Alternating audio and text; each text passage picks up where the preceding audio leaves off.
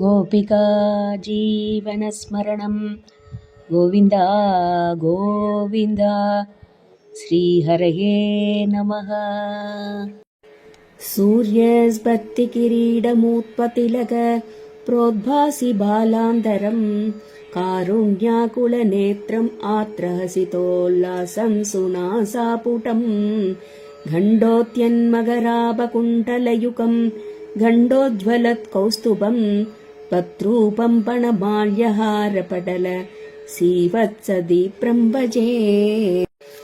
केयूराङ्गतकङ्कणोत्तममहा रत्नाङ्गुलीयाङ्गित श्रीमद्बाहुसदुष्कसङ्गतकदा शङ्कारिबङ्केरुहां काञ्चित् काञ्चन काञ्चिलाञ्चितलसत् पीताम्बरालम्बिनीम् आलम्बे विमलाम्बुजद्युतिपतां मूर्तिं तवार्तिचितम्।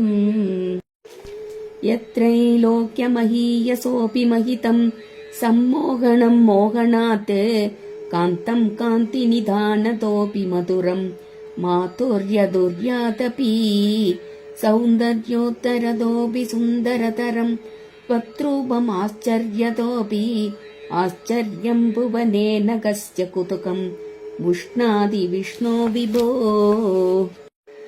तत्तातृं मधुरात्मकं तव वपुः सम्प्राप्य सम्पन्मयी सा देवी परमोत्सुका चिरतरं नास्ते स्वभक्त्वेष्वपि तेनास्या पदकष्टमच्युत विभो त्वद्रूपमाणोज्ञय प्रेमस्थैर्यमयात् चापलपलात् चापल्यवार्तोदभूत्।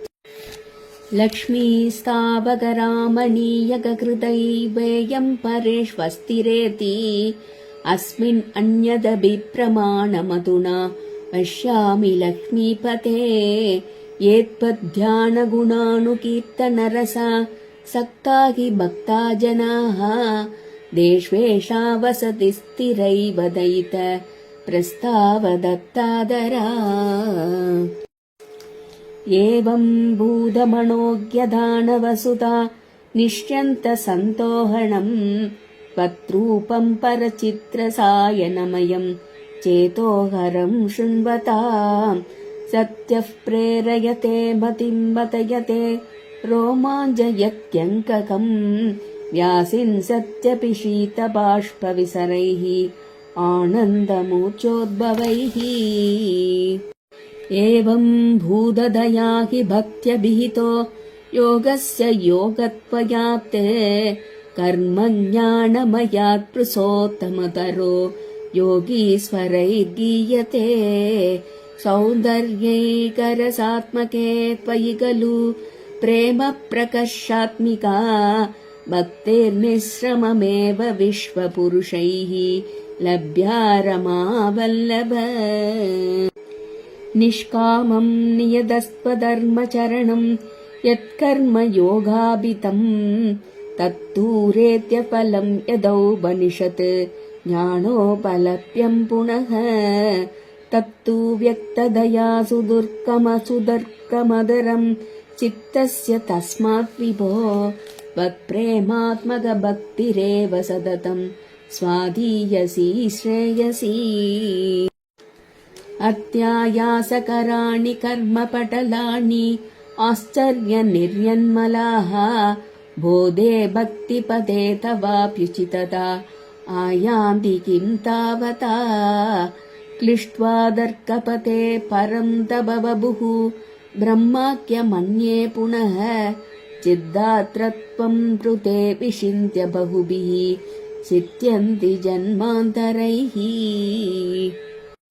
त्वद्भक्तिस्तु कदा रसामृतचरी निर्मज्ञनेन स्वयं सित्यन्ति विमलप्रबोधपदवीम् आलेशतस्तन्वती सत्यसिद्धिकरी जयत्ययि विभो सैवास्तु मेत्वत्पद प्रेमप्रौढिरसार्त्रदातृदरं वातालयाधीश्वर।